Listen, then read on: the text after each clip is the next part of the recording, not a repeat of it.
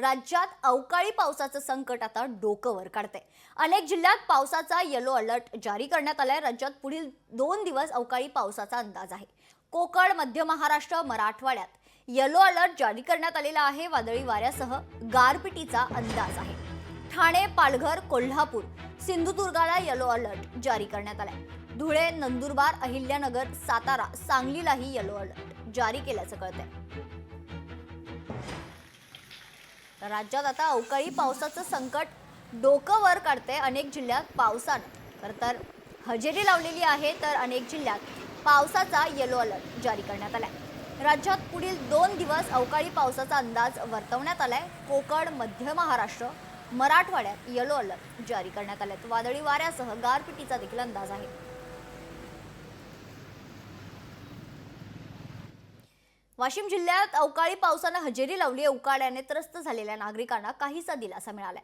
अचानक आलेल्या वातावरणामुळे पावसामुळे वातावरणात गारवा निर्माण झाला होता। काही भागात हलक्या सरी तर काही ठिकाणी मध्यम पाऊस झालेला आहे। गेल्या काही दिवसांपासून वाढलेल्या तापमानामुळे उन्हाचा चटका वाढला होता। मात्र या अचानक आलेल्या पावसामुळे वातावरणात गारवा निर्माण झालेला आहे। काही भागात हलक्या सरी तर काही ठिकाणी मध्यम स्वरूपाचा पाऊस झाल्याचं चित्र पाहायला मिळतंय।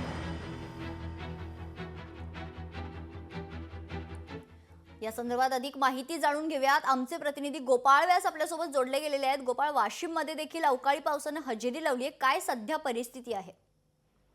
नक्कीच मेघना, हवामान खात्याने वर्तवलेल्या अंदाजानुसार आज वाशिम जिल्ह्यात पावसाचं आगमन झालेलं आहे आणि दुपारपासूनच ढगाळ वातावरण निर्माण झालं होतं आणि दुपारच्या नंतर पावसानं जिल्ह्यात हजेरी लावली आहे।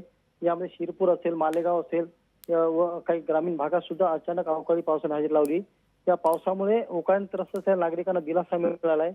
मात्र काही जी फळबाग आहेत, काही वाऱ्यामुळे काही नुकसान झालं का हे देखील पाहणं महत्त्वाचं ठरणार आहे मेघना। निश्चित, धन्यवाद गोपाळ आपण दिलेल्या सविस्तर माहितीसाठी। लोकशाही मराठी ऐका, पहा, जागरूक रहा।